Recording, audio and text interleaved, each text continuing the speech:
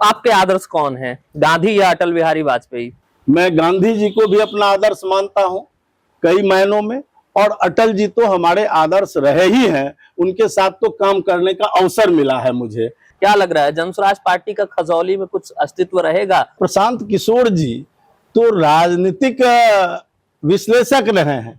अब वो अपना विश्लेषण खुद करें कि हम कहाँ खड़े हैं बिहार में। चूंकि ये उपचुनाव हुआ, उसमें वो चारों सीट पर लड़ने गए, क्या स्थिति उनकी हुई, बिहार की जनता ने उन्हें कहाँ रखा, ये आपको पता है। इस विधानसभा क्षेत्र में उनका कोई वजूद नहीं रहेगा, ये मुझे पता है। दिलीप जायसवाल और डिप्टी सीएम सम्राट चौधरी जी की बात कर रहा हूं। प्रशांत किशोर जी ने दोनों पर हमला बोला है।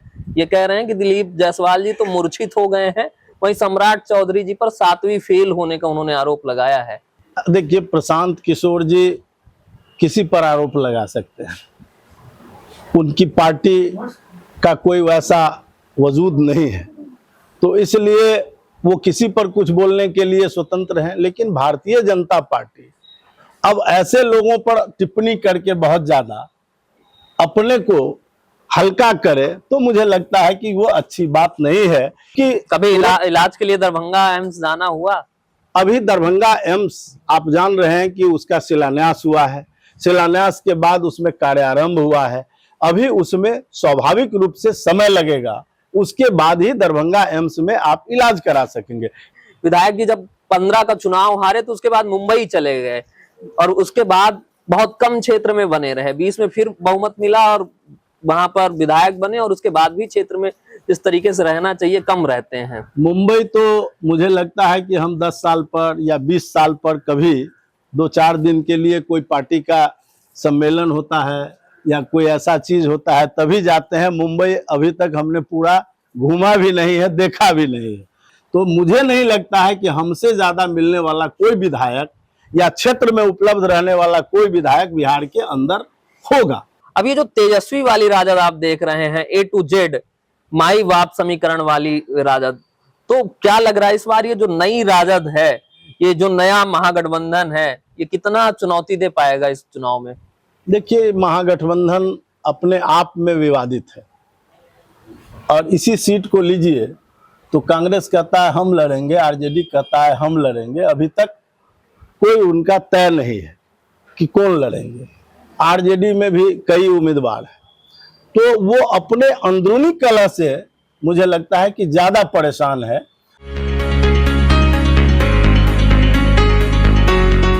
क्या हार में क्या जीत में किंचित नहीं भयभीत मैं, कर्तव्य पथ पर जो भी मिला यह भी सही वो भी सही, वरदान नहीं मांगूंगा हो कुछ पर हार नहीं मानूंगा।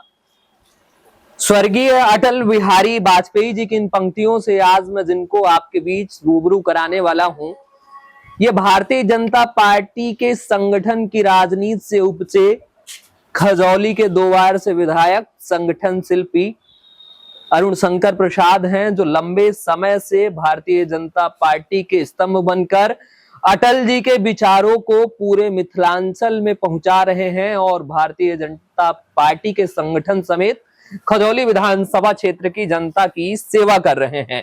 बिहार विधानसभा चुनाव नजदीक है, तमाम तरह के कयास लग रहे हैं। कई सवालों के साथ आज हमारे बीच मौजूद हैं। सर, बहुत स्वागत है आपका। मैं विकास फ्रंटलाइन 24 में अभिनंदन करता हूं। धन्यवाद आपके चैनल का। सर, 2025 के चुनाव का बिगुल बिल्कुल बजने वाला है, बस कुछ ही समय बचा हुआ है, 3 महीने का समय है। क्या इस पूरे 4 साल 5 साल का ये जो कार्यकाल रहा है, ये वाला कौन से ऐसे काम रहे जो छूट गए हैं जिन्हें आप नहीं कर पाए?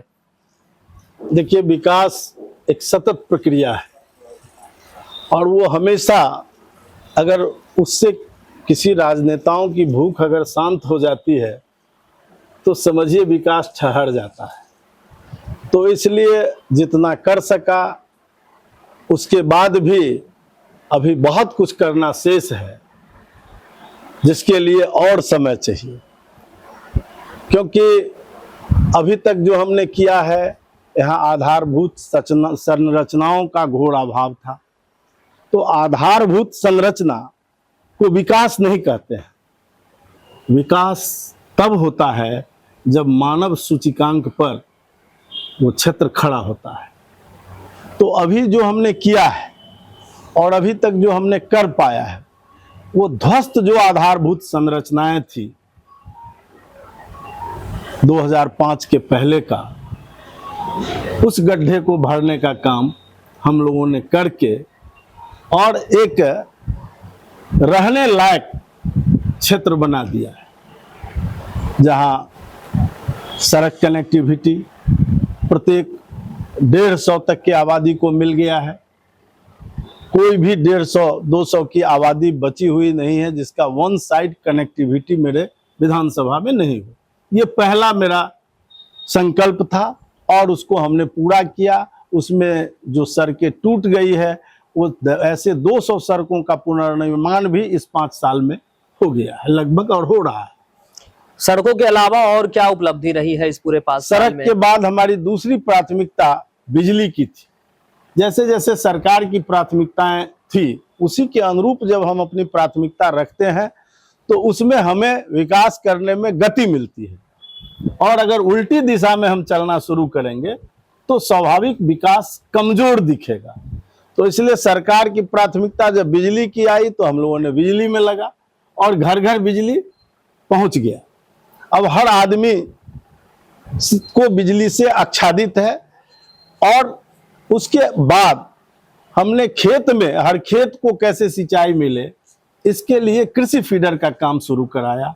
और कृषि फीडर का काम भी अंतिम चरण में एक प्रकार से है, लेकिन अभी भी कुछ जगह शेष है।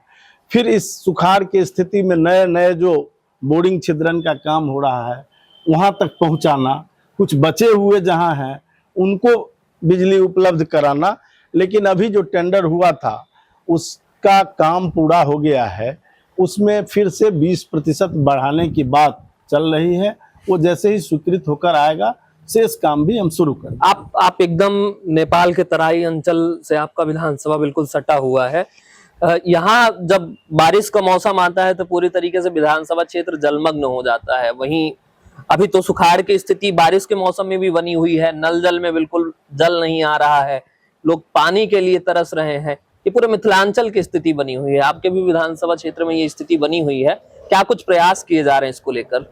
देखिए, ये मेरा जो विधानसभा क्षेत्र है खजौली, उसमें 40 किलोमीटर भारत नेपाल की सीमा है, जहां सुरक्षा के लिए एक चुनौती रहती है। तस्करी पर नज़र रखना एक बड़ी चुनौती होती है। लेकिन इधर हाल के दिनों में जो मिथिला बाढ़ के लिए जाना जाता था, ये इलाका बाढ़ प्रणव क्षेत्र रहा है, वो आज अचानक 2 साल से सुखाड़ की चपेट में आ रहा है। और उसके कारण यहाँ लगातार भूजल स्तर नीचे जा रहा है। मैं 2011 में जब एमएलए हुआ था 10 में, तो 11 के जल संसाधन पर पहला भाषण करते हुए मैंने कहा था कि इस देश में अगर तृतीय विश्व युद्ध होगा तो पानी के लिए होगा। और आज वो मुझे दिख रहा है। और उस समय मैंने सरकार को कई तरहों से डाटा प्रस्तुत करके मैंने बताने का काम किया था कि भूजल स्तर हमारा लगातार नीचे जा रहा है। लेकिन उसकी भरपाई के लिए आदरणीय भारत के प्रधानमंत्री, यशस्वी प्रधानमंत्री आदरणीय नरेंद्र मोदी जी और बिहार के हमारे बड़े ही सम्मानित मुख्यमंत्री आदरणीय श्री नीतीश कुमार जी ने मिलकर जल नल का काम, बोरिंग छिद्रन का काम हुआ 2015 के आसपास तेज गति से। लेकिन जो पाइपलाइन बिछाने का काम हुआ जी, उसमें कहीं न कहीं संवेदकों द्वारा जो लापरवाही बरती गई जी, उसके शिकार आज हम लोग हो रहे हैं। और ये कहने में मुझे कोई संकोच नहीं है कि जल नल आज जितना उपयोगी होता, आज हमारे लिए नहीं हो पा रहा है। क्योंकि किसी भी पंचायत में अगर 14-15 वार्ड है तो 2, 3, 4, 5 वार्ड से अधिक में जल नल नहीं चल पा रहा है जी। किसी न किसी तकनीकी कारण से वो खराब है। उसमें मैं समझता हूं कि कुछ न कुछ हम लोगों की भी कमियां हैं, सरकार की भी कमी है और जनता की ओर से। यहाँ चूंकि चापाकल से पानी पीने के लोग आदी रहे हैं जी, और सेलो लेयर रहा है, इसके कारण जल नल पर जितना हमको ध्यान देकर जी मुस्तैदी से उसका काम कराना चाहिए जी या उसका देख रेख संरक्षण करना चाहिए। हमने नहीं किया, उसमें लापरवाही बरती। जी कोई अगर उखाड़ के ले जा रहा है पाइप तो उखाड़ के ले जाए, कोई नल खोल के टेप ले जा रहा है तो ले जाए। हम उसको रोक नहीं रहे थे इस दृष्टि से कि ये हमारी जरूरत की चीज है, लेकिन आज जब उसकी जरूरत पड़ी है तो वार्ड लेवल पर बिहार सरकार, हमने इस सत्र में तो सत्र तो चला नहीं, विपक्ष के हंगामे का भेंट चढ़ गया, लेकिन हमने सभी माननीय, आपने पूरी तरीके से विपक्ष का हंगामा कह रहे हैं, उसमें हंगामा तो डिप्टी सीएम ने भी बरपा है। नहीं वो आप दोनों अपना पक्ष नहीं देख रहे हैं। जब कोई एक्शन होगा तो उसका रिएक्शन भी होता है और संवाद का केंद्र है। अगर गलत ही संवाद शुरू हो जाता है तो उसके प्रतिक्रिया स्वरूप दूसरी तरफ से उसका जवाबी हमला होता ही है। तेजस्वी जी कह रहे थे कि सदन के दौरान पूरे विपक्ष के जितने भी नेता हैं, हम सब लोग काले कपड़े पहन कर गए और माननीय मुख्यमंत्री जी को पता ही नहीं चला कि हम काले कपड़े क्यों पहन कर आए हैं। वो कह रहे हैं कि 2005 के पहले कोई कपड़ा पहनता था। काला कपड़ा उनका पहनना स्वाभाविक है, चूंकि वो काला कपड़ा प्रतीक था उनका 1990 से लेकर 2005 तक। चूंकि मैं 1990 से चुनाव लड़ रहा हूं तो इसलिए प्रत्यक्ष राजनीति का मुझे अनुभव है और हमने देखा है 90 से 2005 तक के कार्यकाल का।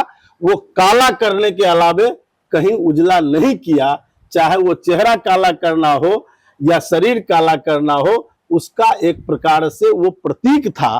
और इसलिए मुख्यमंत्री जी कह रहे थे कि उस जमाने में कोई ढंग से कपड़ा कोई पहनता था क्या, और सही बात है। उस जमाने में टेरलिंग और डाइक्रून कपड़ा नया नया चलन आया था, जापान से आता था। मान लेते हैं कि वो काले कपड़े का आप प्रतीक उनके उस कार्यकाल को बता रहे हैं। अभी वर्तमान में जो पारस हॉस्पिटल में घटना होती है, मुजफ्फरपुर में जो गैंगरेप की घटनाएं होती हैं, गया में जो एकदम जघन्य अपराध होता है, तो ये जो तमाम अपराध हो रहे हैं, अभी एम्स में विधायक चेतन आनंद ने एफआईआर दर्ज करवाया, उनकी पत्नी और उनके साथ मारपीट की घटना हुई। तो ये जो तमाम घटनाएं हो रही, तो ये इसे क्या मानते हैं आप? देखिए, घटना जहां मनुष्य होगा, समाज होगा, वहां घटनाएं घटेगी। सरकार का काम है उस घटना पर रोक लगाना और दूसरा काम है कि हम उसको कम कैसे कर सकते हैं।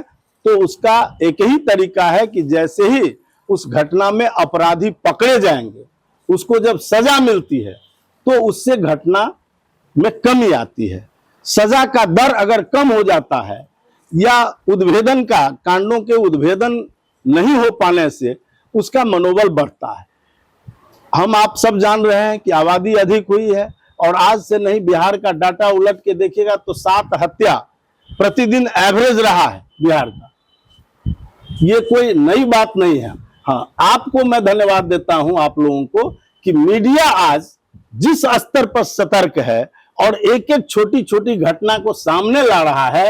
उन दिनों घटनाएं घटित होती थी, हमारे इस चैनल के जो चलाने वाले श्यामानंद जी हैं, वो हमको लगता है कि वो उन सबसे बड़े गवाह हैं। जब हम लोग जिला अध्यक्ष होते थे और स्टेशन पर धरना देने जाते थे तो बोतल फेंक कर, तोड़कर हम लोगों के ऊपर वार किया जाता था। वो भी दिन था। और हम लोग जब थाने में जाते थे तो वो व्यक्ति पहले से थाना में बैठा होता था। तो ये स्थिति कमोबेश नहीं है। अपराध सब दिन होता रहा है, थोड़ा बहुत होगा। ये जब तक ये मानव और सृष्टि है तब तक अपराधी भी है, इससे इनकार नहीं किया जा सकता है। वो स्टेटलेस सोसाइटी जो जिसकी कल्पना गांधी जी करते थे या मार्क्स करते थे, वो अभी तक नहीं आया है। आपके आदर्श कौन है, गांधी या अटल बिहारी वाजपेयी? मेरे आदर्श, घर पे पहुंचा तो अटल बिहारी वाजपेयी मेरे दोनों ही आदर्श हैं। मैं गांधी जी को भी अपना आदर्श मानता हूं कई मायनों में, और अटल जी तो हमारे आदर्श रहे ही हैं। उनके साथ तो काम करने का अवसर मिला है मुझे, इसलिए उनका जीवन दर्शन हम लोगों के लिए काफी ही अपना माने मार्गदर्शन का काम करता है। एक नई फोर्स बिहार में बिल्कुल निकली है। गांधी जी की तस्वीर के साथ प्रशांत किशोर एक पदयात्रा निकालते हैं, पदयात्रा के बाद जनसुराज पार्टी का गठन करते हैं और अब अंबेडकर और गांधी दोनों की तस्वीरों के साथ बिहार में एक नए राजनीतिक समीकरण को जन्म देने जा रहे हैं। क्या लग रहा है, जनस्वराज पार्टी का खजौली में कुछ अस्तित्व रहेगा? देखिए, महापुरुषों के चित्र को लेकर राजनीति करना ये कोई नई बात नहीं रही है। महापुरुष वर्षों वर्षों के क्रांति के स्वरूप कोई फलस्वरूप कोई महापुरुष होता है, तो स्वाभाविक है उनके चित्र को लेकर, उनके आदर्श को लेकर लोग राजनीति में उतरते हैं।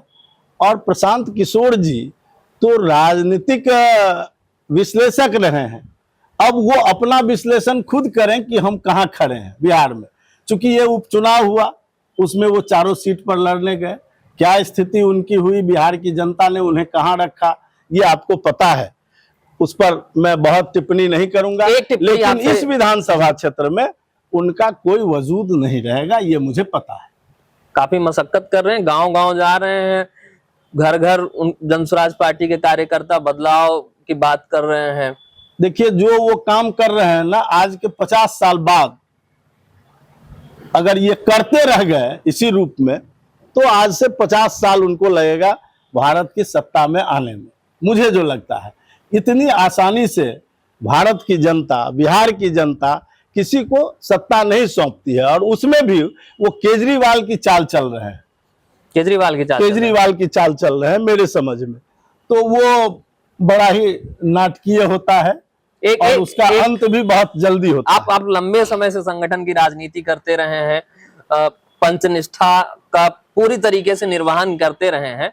अभी दो लोग जो दूसरी विचारधारा से भारतीय जनता पार्टी में प्रवेश करते हैं और वर्तमान में भारतीय जनता पार्टी के माननीय हैं, मैं माननीय प्रदेश अध्यक्ष दिलीप जायसवाल और डिप्टी सीएम सम्राट चौधरी जी की बात कर रहा हूं। प्रशांत किशोर जी ने दोनों पर हमला बोला है, ये कह रहे हैं कि दिलीप जायसवाल जी तो मूर्छित हो गए हैं, वहीं सम्राट चौधरी जी पर 7वीं फेल होने का उन्होंने आरोप लगाया है। उनके आरोपों को कैसे देखते हैं आप? देखिए, प्रशांत किशोर जी किसी पर आरोप लगा सकते हैं, उनकी पार्टी का कोई वैसा वजूद नहीं है, तो इसलिए वो किसी पर कुछ बोलने के लिए स्वतंत्र हैं। लेकिन भारतीय जनता पार्टी अब ऐसे लोगों पर टिप्पणी करके बहुत ज्यादा अपने को हल्का करे, तो मुझे लगता है कि वो अच्छी बात नहीं है। कोई प्रशांत किशोर कुछ ऐसा चीज होता तो उन पर टिप्पणी किया जा सकता है, लेकिन मुझे लगता है कि अभी प्रशांत किशोर भारतीय जनता पार्टी के लोगों के टिप्पणी के योग्य नहीं हुए हैं। जिस दिन वो भारतीय जनता पार्टी के टिप्पणी के योग्य हो जाएंगे तो हम लोग उन पर टिप्पणी करेंगे। आपके विधानसभा क्षेत्र के मुद्दों की अगर बात करें, अस्पताल का काम अभी तक पूरा नहीं हुआ है, यहाँ के लोग जो है उपचार के लिए बहुत दूर जाना पड़ता है। क्या लग रहा है कि स्वास्थ्य सेवाएं कब तक व्यवस्थित हो पाएंगी विधानसभा? देखिए, आपको पता है कि सबसे ज्यादा बिहार के ही लोग दिल्ली एम्स में रहते थे, और इसलिए भारत के प्रधानमंत्री, जिनका दूरदर्शी सोच है, उन्होंने देखा कि बिहार और उत्तर प्रदेश के लोग ज्यादा बीमार पड़ते हैं, चाहे उसका कारण यहाँ का गरीबी रहा हो या अभिशप्त जीवन शैली रहा हो, यहाँ के लोग अधिक जाते रहे। उसका कारण था कि यहाँ मेडिकल कॉलेज नहीं था, और 6 मेडिकल कॉलेज के भरोसे ये बिहार चलता रहा, डॉक्टर यहाँ नहीं थे। और उस स्थिति को देखकर उन्होंने केवल बिहार ही एक ऐसा राज्य है जहां 2 एम्स देने का काम उन्होंने किया है, पटना और पटना के बाद दरभंगा। तो अब चूंकि कभी इलाज के लिए दरभंगा एम्स जाना हुआ? अभी दरभंगा एम्स आप जान रहे हैं कि उसका शिलान्यास हुआ है, शिलान्यास के बाद उसमें कार्यारंभ हुआ है। अभी उसमें स्वाभाविक रूप से समय लगेगा, उसके बाद ही दरभंगा एम्स में आप इलाज करा सकेंगे। लेकिन पटना एम्स आप चले जाएं, अभी ऑनलाइन करिएगा, आपको डेट मिल जाएगा। जी जी, विवाद भी हुआ है अभी हाल ही में चेतन आनंद जी और डॉक्टर आयुषी के साथ। फिलहाल और तमाम मुद्दे हैं। आरोप आप पर लगता है कि विधायक जी क्षेत्र के जनता से मिलते कम हैं, क्षेत्र में कम पहुंचते हैं। अभी तमाम सर्वे आ रहे हैं, तमाम ओपिनियन पोल्स आ रहे हैं, तो जनता ये बात कह रही है कि विधायक जी जब 15 का चुनाव हारे तो उसके बाद मुंबई चले गए और उसके बाद बहुत कम क्षेत्र में बने रहे, 20 में फिर बहुमत मिला और वहां पर विधायक बने और उसके बाद भी क्षेत्र में इस तरीके से रहना चाहिए, कम रहते हैं। मुंबई तो मुझे लगता है कि हम 10 साल पर या 20 साल पर कभी 2-4 दिन के लिए कोई पार्टी का सम्मेलन होता है या कोई ऐसा चीज होता है तभी जाते हैं। मुंबई अभी तक हमने पूरा घूमा भी नहीं है, देखा भी नहीं है, और न मुंबई में मेरा कोई रिश्तेदार है न मेरा कोई घर है। हाँ, कभी कभार सम्मेलन वगैरह होता है तो उसमें जरूर हम लोग 2 दिन 3 दिन के लिए जाते हैं। वैसे मेरा महीना में 20 दिन अनिवार्य रूप से अपने क्षेत्र में रहना होता है और 20 दिन क्षेत्र के अंदर जाते हैं। चूंकि आपकी सूचना थी आने की, इसलिए आप इस वक्त तक मुझे यहाँ देख रहे हैं, नहीं तो मैं 11 बजे के बाद यहाँ रुकता नहीं हूँ। 11 बजे के बाद आपको क्षेत्र में कहीं मिलूंगा शाम तक, रात तक, और 11 बजे के पहले अगर मैं हूं तो अपने आवास पर 9 बजे उपस्थित हो जाता हूं लोगों से मिलने के लिए। तो मुझे नहीं लगता है कि हमसे ज्यादा मिलने वाला कोई विधायक या क्षेत्र में उपलब्ध रहने वाला कोई विधायक बिहार के अंदर होगा। अगर कोई है तो मैं उन्हें सलाम करता हूं, लेकिन मुझे नहीं लगता है कि कोई विधायक है जो हमसे ज्यादा क्षेत्र घूमते हैं। लेकिन आप कहिएगा इस तरह की बात कहीं से उठती क्यों है, तो इतनी ज्यादा हमसे अपेक्षा है कि, और लोगों का प्रेम भी इतना अधिक मिलता है कि उनको लगता है कि हर दिन मेरे ही दरवाजे पर बैठे रहे, जो संभव नहीं होता है। 200 से अधिक गांव है, और अगर एक गांव या 3-4 गांव हम एक बार में जाते हैं एक दिन में, तो 3-4 महीने लग जाते हैं फिर दूसरे जगह पहुंचने में। या कहीं कहीं कार्यक्रम कुछ ऐसा है स्वरूप तो 4 बार भी चले गए महीना में, कहीं 6 महीने पर भी किसी के गांव में जा पाते हैं, किसी गांव में साल। लेकिन कोई ऐसा गांव नहीं है जहां मैं सुलभता से नहीं पहुंचता हूं। मैं तो पूछता हूं कि किसके घर आऊं, बताओ। आपने लंबे समय से बिहार की राजनीति को देखा है। एक दौर लालू वाली राजद आपने देखा, अब ये जो तेजस्वी वाली राजद आप देख रहे हैं, A to Z माई बाप समीकरण वाली राजद, तो क्या लग रहा है इस बार ये जो नई राजद है, ये जो नया महागठबंधन है, ये कितना चुनौती दे पाएगा इस चुनाव में?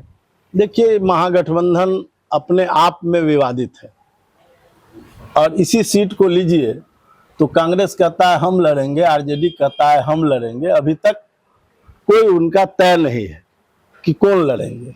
आरजेडी में भी कई उम्मीदवार हैं, तो वो अपने अंदरूनी कलह से मुझे लगता है कि ज्यादा परेशान है।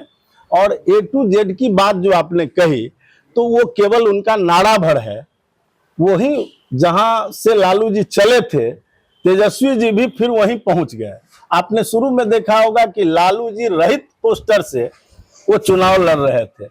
अब उनको लगा कि लालू जी को छोड़ के हम नहीं रह सकते हैं, तो अब लालू सहित पोस्टर से चुनाव लड़ रहे हैं। उसी को वो A to Z कह रहे हैं। पहले वो पिताजी को छोड़ के, माताजी को छोड़ के, उस जंगल राज को छोड़ के चुनाव लड़ना चाह रहे थे। अब मेरा जब धन्यवाद अब प्रस्ताव पर भाषण हो रहा था गवर्नर महोदय के जी, तो मैंने देखा कि वो ऐसे एजेंडे पर आ गए जो 90 से 2005 को दर्शा रहा था। तो इसका अर्थ ये है कि उनको लगा कि हम नए एजेंडे से चुनाव नहीं जीत सकते हैं, तो वो फिर लालू जी के ही एजेंडे पर काम कर रहे हैं और केवल नौजवानों को भटकाने की कोशिश कर रहे हैं, जिनका उम्र 30 साल से कम है, 35 साल से कम है। चूंकि उसने उस राज को देखा नहीं है, जंगल राज को, इसलिए उनको आज का अपराध बहुत भारी लगता है जी। लेकिन अगर वो उस अपराध को देखे होता तो तुलनात्मक रूप से समझ जाता कि ये कितना कम है। जी, एक काम लगातार वोटर लिस्ट रिवीजन का चल रहा है। राहुल गांधी जी कह रहे हैं कि बिहार में चुनाव की चोरी होने वाली है। वहीं सदन के बाद एक स्थिति ऐसी निर्मित हुई कि अल्लाह बरू से लेकर तेजस्वी यादव जी सब लोग कह रहे हैं कि चुनाव का बहिष्कार कर देंगे। तो ये चुनाव आयोग पर जो जिस तरीके से सवाल स्वतंत्र संस्था पर खड़े हो रहे हैं, तो आपको इस पर क्या लगता है कि उस संस्थान पर इस तरीके के प्रश्न चिन्ह खड़े होने चाहिए? देखिए, मुझे लगता है कि कांग्रेस पार्टी अपने पुराने यादों से नहीं निकल पा रही है। चूंकि ये लोग संवैधानिक संस्थाओं का दुरुपयोग करने के आदी रहे, तो उन्हें लगता है कि शायद ये भी सरकार संवैधानिक संस्थाओं का दुरुपयोग कर रही है, जबकि विषय वस्तु ऐसा नहीं है। और इसलिए वो रह कर आप देखिएगा हमेशा कभी संविधान पर हमला करते हैं, खुद से, कभी चुनाव आयोग पर हमला करते हैं, कभी सुप्रीम कोर्ट पर हमला करते हैं।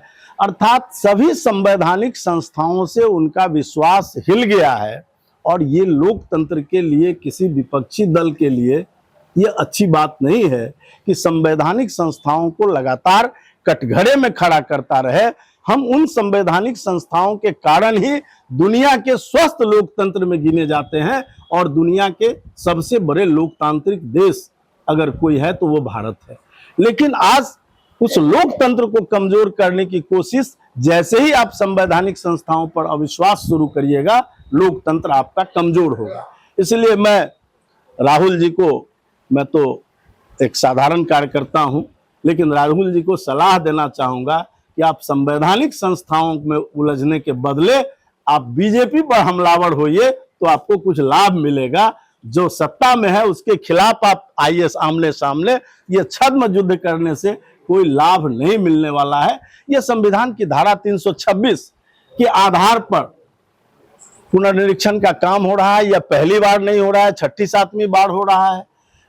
और इससे पहले भी जो पुनर्निरीक्षण का काम हुआ है तो काफी ये लोग समय को लेकर आवाज उठाते रहे हैं। तो उस समय भी आप देखिएगा तो 1 महीने में ही इस काम को उस समय भी पूरा किया गया था।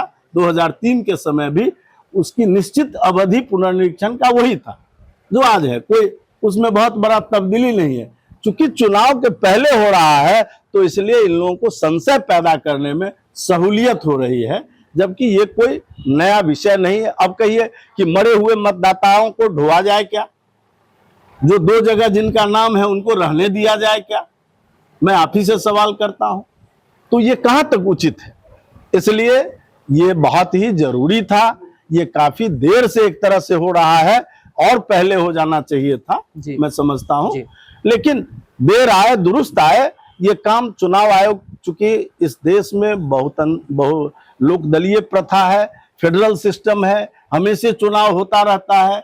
चुनाव आयोग को भी समय निकालना कठिन होता है, जैसा मुझे अनुभव हो रहा है। तो फेडरल सिस्टम और लगातार चुनाव के कारण ही आज भारत के प्रधानमंत्री नरेंद्र मोदी जी 1 नेशन 1 इलेक्शन की बात इसीलिए देश के साथ कर रहे हैं कि हमारा जो गोल्डन पीरियड, गोल्डन वक्त बर्बाद हो जा रहा है विकास पर, जब हम जिसके समय को लगा सकते थे वो हमारा चुनाव पर चला जाता है। इस बार अब 90 दिन बचा हुआ है चुनाव को लेकर, तो इस बार किन बातों को लेकर जनता के बीच जाएंगे? पार्टी वापस जब आप पर विश्वास जताएगी, इस बार जनता के बीच किन बातों को लेकर जाएंगे आप? देखिए, जनता के पास जाने के लिए हमारे पास अनेकों मुद्दे हैं। एक तो हम जिस प्रकार से सरकार ने अभी गरीबों का जो 400 रुपया पेंशन था, चाहे वो वृद्धा पेंशन हो या महिलाओं के विधवा पेंशन हो, दिव्यांग पेंशन हो, सब प्रकार के पेंशन की राशि बढ़ाकर 1100 रुपया कर दिया है। उससे बड़ी राहत लोगों के अंदर महसूस हो रही है और लोग काफी प्रसन्नता व्यक्त कर रहे हैं। ममता दीदियों का 300 था प्रति प्रसव, उसका 600 रुपया कर दिया गया। आशा बहनों का जो 1000 मानदेय था उसको 3000 कर दिया गया। आज रसोईया का भी 3300 कर दिया गया जो 1650 था।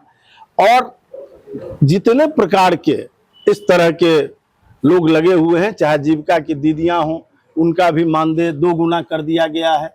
तो ये सारे विषय, 125 यूनिट बिजली जो बिहार के अंदर मुफ्त सरकार ने देने की घोषणा की है, पहले से भी हम सब्सिडी दे ही रहे थे।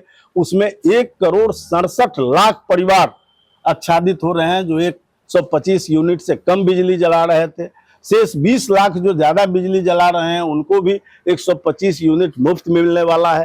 तो ये इतना काम हुआ है, सिंचाई के क्षेत्र में काम हुआ है, सड़कों के क्षेत्र में काम हुआ है, आपको बिजली के क्षेत्र में काम हुआ है। आधारभूत संरचनाओं में अब कहीं कोई कठिनाई नहीं रह गई है। स्वास्थ्य के क्षेत्र में भी लगातार हमने हेल्थ एंड वेलनेस सेंटर हर पंचायत के अंदर निर्माण कराने का काम जारी रखा है। तो स्वास्थ्य के क्षेत्र में भी वो दिन दूर नहीं है कि हम बहुत अधिक ठीक हो जाएंगे। आज 25 से अधिक मेडिकल कॉलेज खोले जा रहे हैं, उसमें डॉक्टरों की संख्या बढ़ेगी। हमारे पास जो डॉक्टर हमारे पास कभी 2010 में 23% चिकित्सक थे जी, सृजित पद के विरुद्ध। आज हमारे पास 50 से 60% चिकित्सक हुए हैं, अभी भी कम है, मैं ये नहीं कहता हूं कि पूरा हो गया, लेकिन जितना काम हुआ है लोगों के वो नजर में है और उसी को लेकर जाएंगे। और भारत के प्रधानमंत्री आदरणीय नरेंद्र मोदी जी का जो विजन है उसको लेकर जाएंगे, आदरणीय नीतीश कुमार जी का जो विकास का मॉडल है उसको लेकर हम जाएंगे जनता के बीच। मुझे लगता है कि इसको जनता कभी नकारेगी नहीं, एक स्वर से स्वीकार करेगी। खास करके हमारी माताएं बहनें तो पहले से तैयार बैठी हुई है कि हम जब वोट करेंगे तो हमारा वोट एनडीए को जाएगा और किसी को नहीं जाएगा। बहुत धन्यवाद सर समय देने के लिए। तो राजनीति में चरित्र और शुचिता बचाकर काम करने वाले कुछ ही लोग होते हैं। जब मिथिलांचल की राजनीति की बात करते हैं तो संगठन शिल्पी और अपनी राजनीतिक शुचिता के लिए जाने जाने वाले अरुण शंकर प्रसाद जी हमारे साथ बातचीत के लिए थे। इन्होंने बहुत ही बेबाकी से अपनी बात रखा और कहा कि वापस आने वाले चुनाव में महिलाएं, माताएं, बहनें जो है वो डबल इंजन की सरकार पर भरोसा जताएंगी और वापस नीतीश जी की सरकार बनेगी। फिलहाल चुनावी ऊंट किस करवट बैठेगा ये तो आने वाला वक्त ही बतलाएगा। कैमरा पर्सन केशव के साथ मैं विकास भारद्वाज, फ्रंटलाइन 24। अटल जी की जो आपकी पसंदीदा जो कविता है वो, हार नहीं मानूंगा, रार नहीं ठानूंगा, काल के कपाल पर लिखता और मिटाता हूँ, गीत नया गाता हूँ। अटल जी की तो एक से एक 51 कविताएं हैं जी। और दिनकर ने कहा था 74 में, समर शेष है नहीं पाप का, भागी केवल व्याध, जो तटस्थ है समय लिखेगा उसका भी अपराध। जी। आइए, धन्यवाद, बैठिए।